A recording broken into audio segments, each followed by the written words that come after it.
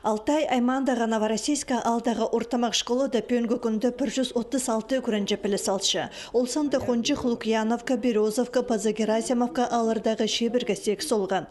Оларына ал шөбіні кәніндер автобустық тартчалар, ол транспорт 10 жыл тұзылынысты болсалған. Амды аға хуза школа пазы бір автобусға жетіп алды. Ол республика ақшызына алылған. Аның пазы 1 миллион 800 мосалковай. Мұндық арлық сайықтың күлізін пазы керек пешіктеріне байрымнық шылық тұзында школа ұстық жызына Алтай айманың пазы шетірген. Амды олғанырны хорғы шуқтар чүрірге улам шақсы ондай болар. Силовская школа, Новороссийская школа, на автобус, ходить в шелер орысты, безопасность, техника безопасности манебедей, хаджан балалар, келшелер, кшижа кааллардан bu средние школалар. И мен сағынжам, что мұнымындық шақсы ұлық события